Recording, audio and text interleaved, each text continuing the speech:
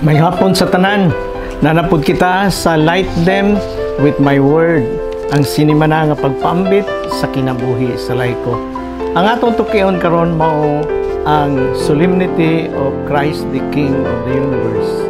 So brothers and sisters, kinutlo kani sa Ebanghelyo ni San Lucas kapitulo 23 versikulo 35 hangtod sa 43.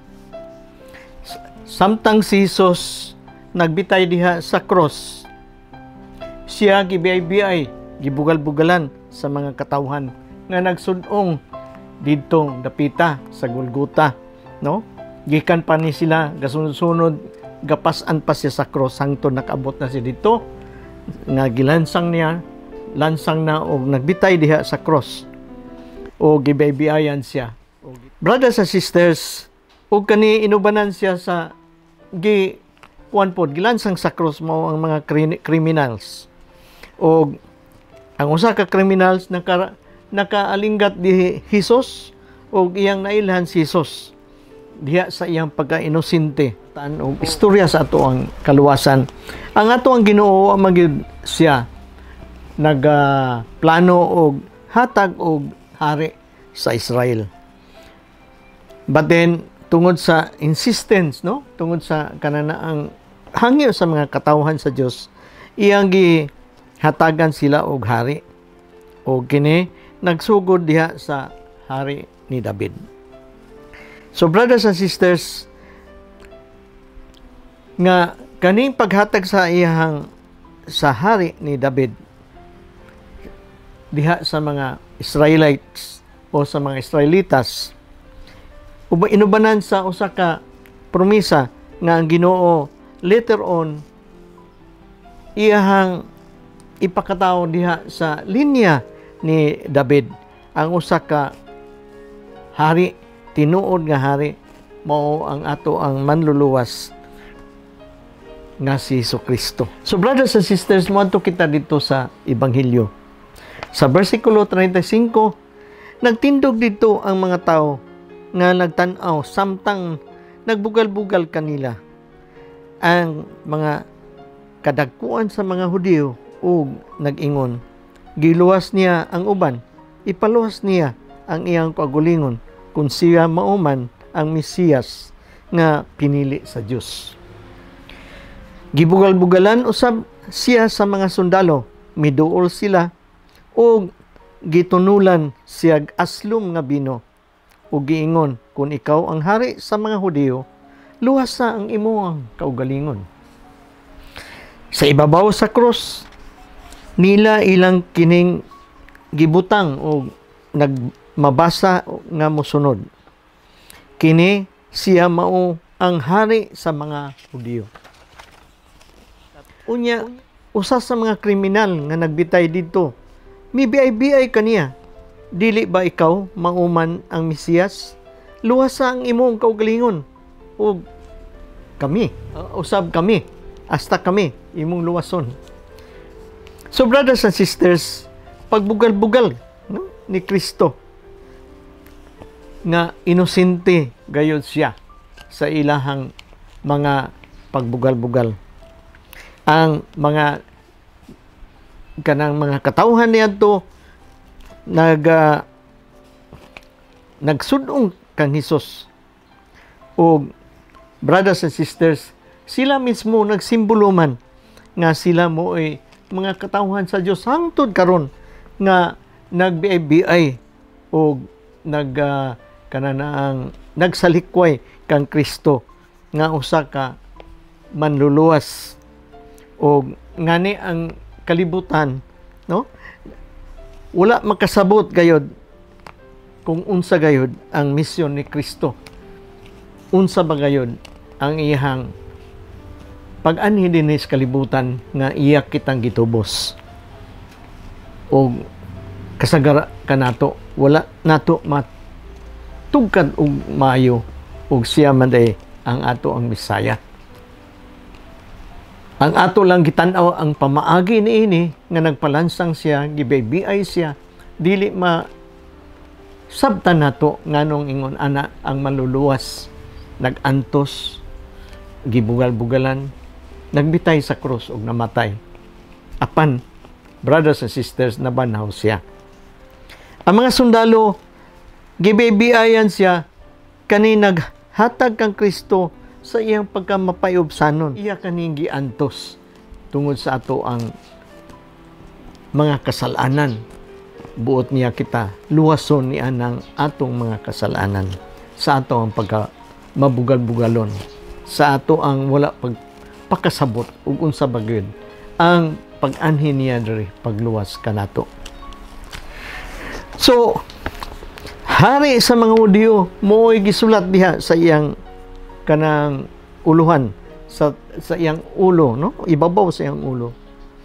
Brothers and sisters, kani BBI gayod nga nag-akusar sa ato ang Ginoo nga siya mismo nagproklamar sa iyang pagkahari. Siya ang iyang pagkahari diay. Pagkamatang sa iyang pagkahari, mao ang pagserbisyo, taan sa iyang kaugalingon para kita maluwas. O brothers and sisters, dili kani pareha sa kaning kalibutan hun nga gahom. Iyang gipakita ang iyang messianic identity, no?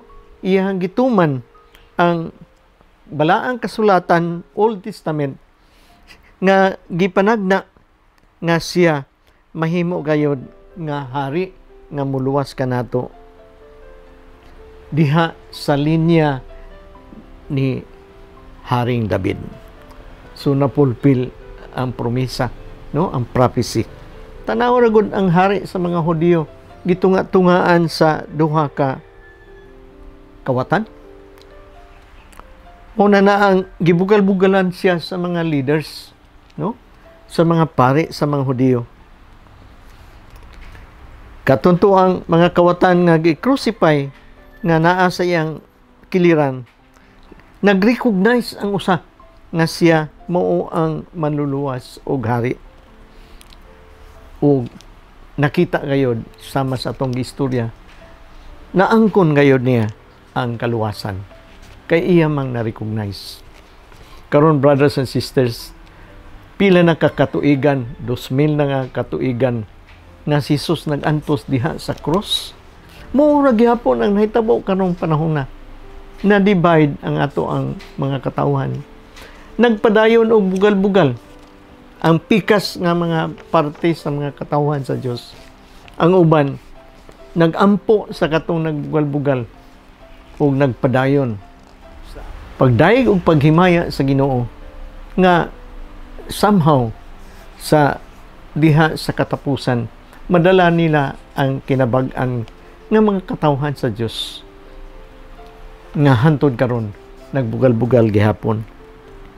Si Jesus usa ka hari, dili pareha sa kanang hari nga makita nato nga atong mahuna-hunaan sa hari nga makita nato sa Inglaterra, hari diha sa Pransya, hari sa Belgium ug asa dapit nga mga hari na gitawag nga ang kuan sugo sa hari dili gayud mabali, no?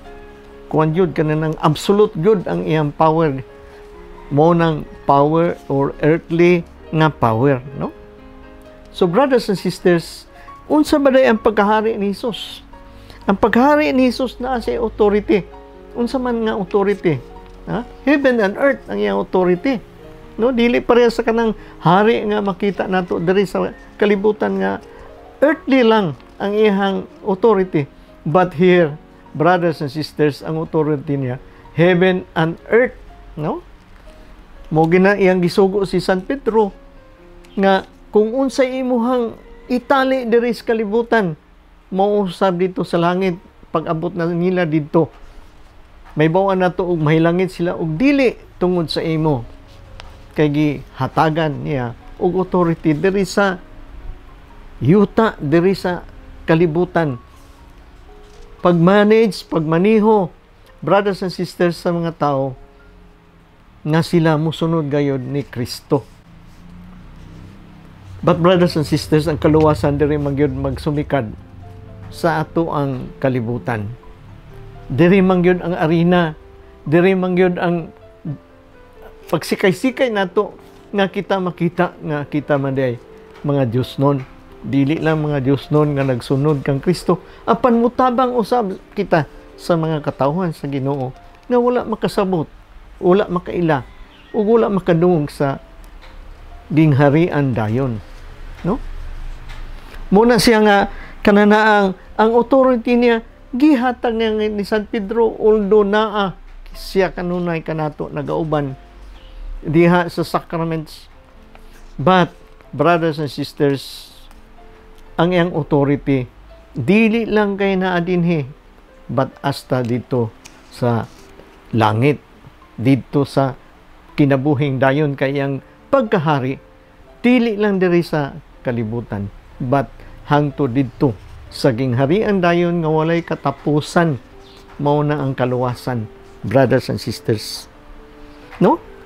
Ug iyang pagkahari naa say kaharian, dili ingon nga gipangutana bitaw siya ni Poncio Pilato, asa man imong gingharian? Naa iyang kaharian, tuwa sa langit ang iyang kaharian, iyang kingdom tuwa sa langit. I am not of this world. Kamo pod, ingon siya, kamo, you are not of this world, but you are citizens in heaven, because you are not of this world. Brothers and sisters, ang iyang kaharian diay tuwa diay sa langit, no? Ug ang ihang labawng kamanduan tuwa diay sa langit, paingon man diay dito sa langit, dito sa paraiso, dito sa gingharian dayon. Ug mao kani ang ihang balaang gingharian, no? The divine kingdom of God. So brothers and sisters, ang iya day pagka nature sa iyang pagkahari, nature day sa pagserbisyo, no? Dili pareha sa ubang mga hari, dili serbisyo, gahom, panglupig, gahom ug pagpadako, pagpalapad pagyud og gahom, no? Ang iyang serbisyo, brothers and sisters, mao ang iyang pagkahari. Giserbisyohan niya kita mga katawhan sa Dios nga para kita maluwas. Kahibalo siya, daghan ato ang gikinahanglanon, ngani ang iyang tuyo pag-anhi dinhi. Di ba? Pag abog man sa mga gipangyawaan, katong na lukong na sa kasalanan, iyang giabog ang pagkayawanon sa tao, o katong mga yawa nga nagpuyo diya sa tao, o iya pong giayo sila sa ilang mga pagkamasakiton sa lawas. Na uban gani ang ilang pagkamasakiton tungod man sa ilang pagayawanon, brothers and sisters. O iyang gianunsyo ang promesa sa ginghariang dayon. So brothers and sisters, mao kana ang nature sa pagkahari sa ato ang Ginoo. So ang ato ang pagtuo, ato gayong itunhay kanunay para makita nato si Jesus, atong ma-recognize, no? Ato siyang mailhan kanunay sa ato ang kinabuhi nga siya nagpa-lansang sa krus, nag-antos kanato, og ang nature sa iyang pagkahari naagayod gihapon ang pagbugal-bugal, na gihapon ang pagdili, akseptar sa iya, no? Pagsalikway kaniya. Ug kita nga mga katawhan sa Dios nga nakaila kaniya, nga kita nakakita og unsa bagyod ang iyang gingharian, nakasabot ug maayo kita nan ato kanang tawag nga atong ipahibalo ug ato pong isangyaw si Kristo, para ang ilang pagbugal-bugal masabtan nila ug sila mo balik diha kang Kristo, para sila pud usab maluwas. So brothers and sisters, sa Catechism of the Catholic Church, no, sa 618, kini gipahibalo kanato nga si Jesus iyang giangkon ang kamatayon, iyang giangkon ang cross, diha sa cross ang iyang kamatayon. Kani tungod og alang sa kaluwasan sa kasalanan sa tao, which ang kaluwasan iyang gi-offer kanunay hangtod karon panahon na. Ang katong pagbugal-bugal nagpakita lang nga natuman gayud ang prophecy, ang panagna ni Isaiah, no? Nga ang usa ka suffering servant, no? Ang suffering servant mao si Hesus Kristo. Mamatay gayud siya tungod sa ato ang kasalanan. Mamatay gayud siya tungod sa ato ang sala. Tungod niya na kita tanan maluwas siya mo'y gatubos kanato. In verse 40, apan gibadlong siya sa iyang kauban nga nag-ingon, wala ka ba mahadlok sa Dios? Mao ning kauban sa kanang usa ka kawatan nga nagbaybiay og nagbugal-bugal kang Hesus. Ani kita dinhi gisilutan sa maorang silot. Apan angay kanato ang silot nga gipahamtang kanato kay tukma man kini sa atong nabuhat. Apan siya walay sala. Og miingon siya kang Hesus, Hesus, hinumdumi in taon ako kung maghari ka na. Miingon si Hesus kaniya, sultihan ko ikaw karong adlaw adto ka sa paraiso uban kanako. So makita nimo ang duha ka attitude sa duha ka kriminal. Kriminal na gud sila, no? Makasasala na gud sila. Mo na kita duha ka buk opposing nato nga mga kanang panghuna-huna. Puro gud ta makasasala, no? Ang usang ka makasasala, no? Nagbaybiay, nagbugal-bugal kay Hesus, no? Nagsalikway. O sila, although desperado sila sa ilang kinabuhi, apan wala gyud sila mo kananaang mo patuo o muhatan man lang o kananaang recognize man lang sa ato ang Ginoo. Apan nagpabilin sila sa ilang mga pagkagarbuso. Nagpabilin sila sa ilahang gituhuan. Mo nang gistorya nga ako na guni. Naibawan ko ni tanan, hibalo na ko. O ang usa ka kriminal nagbasol puno sa pagtuo, no? Nagbasol kanang usahay mabasulan yun og nanaka diha sa estado nga wala nagipaglaom, no? Para sa usa ka kriminal nga gilansang sa krus og nakita niya si Jesus, wala na gyud siya laing paglaom, si Jesus ra gyud ang iyang gituhuan. Og kanini ang nagbasol nga kawatan iyang giila si Jesus pinaagi sa iyang pagkamakasasala. Og ang nakagwapo po din siya, ako makasasala, apan si Jesus wala. Pareha kami. Gisilutan sa kamatayon, diha paglansang sa cross. Unaw na aragon na, no? Every time biday kita nga makasala, si Jesus usab gilansang sa cross. Nagpakasakit tungod kanato, no? Siya inosente. Apan iyang giluwas kita. Siya po nagpasakit diha sa krus. Unang naragod, no? O ikaw, nga gabi-biyay ka, imuhang gisalikway si Jesus, nga ikaw, angayan malang silutan kay nakaisala. Apan si Jesus, hantod karon every time kita makasala, siya po mismo, gilansang sa krus. Nagantos diha sa ato ang kasalanan. Kay siya buot mutubos kanato, brothers and sisters. So gikinahanglan day ato ang pagtuo. Gikinahanglan day nga kita maka-recognize sa Ginoo, makaila kita sa Ginoo, labi na diha sa ato ang panginabuhi, no? Usay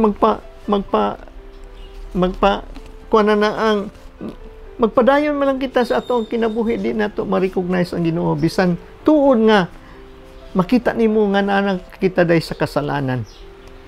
Naat na diha gitintal na kita sa kadautan sa ato ang binuhatan sa atong mga binuhatan gitintal na kita ug wala nato ma-recognize ang atong Ginoo.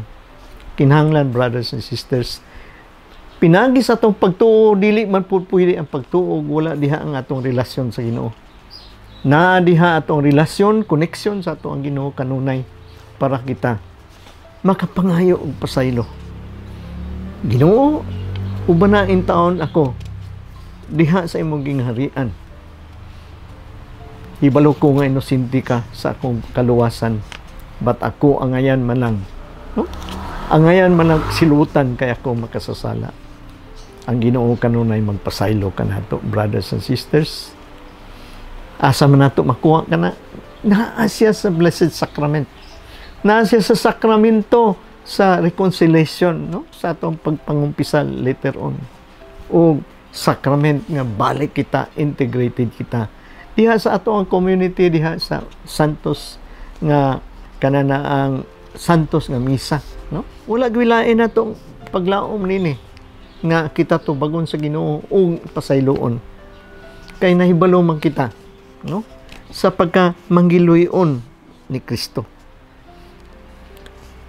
Manggiluyon ni Kristo kung kita sincero gayod, no? Sincero gayod sa ato ang pagpangayog pasaylo.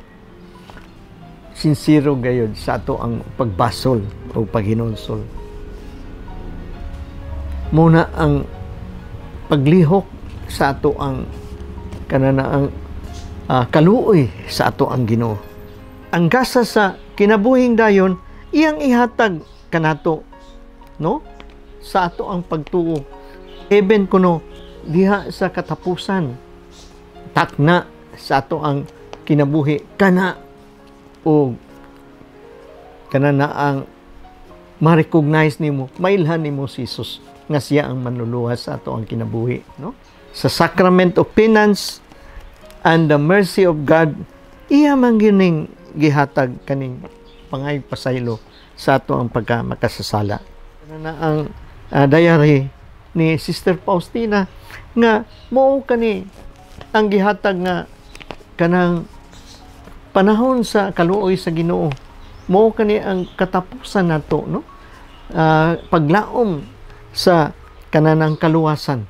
Kay ngano man before ang ikaduhang pagbalik ni Kristo, ang iyang pag-anhi sa kalibutan para paghukom kanatong tanan, iyang gipakita o iyang gisugo si Sister Faustina, Saint Faustina, nga ipadayag gayud kani kanato nga mangayo gitag pasaylo kaniya ug ato gayong tagaan og importansya, no? I-grab gyud nato ang opportunity nga mangayo kita, mag-usab kita, manghinulsol kita ug ang mercy sa Ginoo mudangat gayud kanato. Kay mao kaning katapusan nga paglaom sa ato ang kaluwasan. Salamat kayo mga kaigsunan, mga brothers and sisters, sa sunod na pod nga higayon sa ato ang light them with my word. Salamat kayo kay nakahuman gyud ta sa liturgical year. Karon mo nay katapusan sa ato ang liturgical year. Mao ang Kristo Hari, no? Magsugod na pod kita sa Advent, hantod na pod sa sunod tuig. Salamat sa inyong pagpaminaw kanunay nako, no? Labi na katong nag-like ug nag-subscribe. Salamat kayo kay mo inyo akong gi-abi-abi, inyo akong gihatagan sa inyong panahon nga kitang tanan tuon kung kinsa ba gayud si Kristo sa ato ang kinabuhi.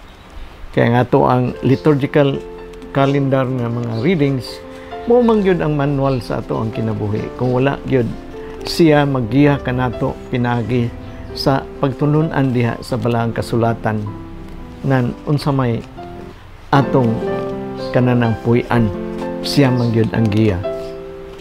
Brothers and sisters, salamat kaayo ug maayong gabi sa tanan. Sa ngalan sa Amahan, sa Anak, sa Espiritu Santo. Amen. Light them with my word.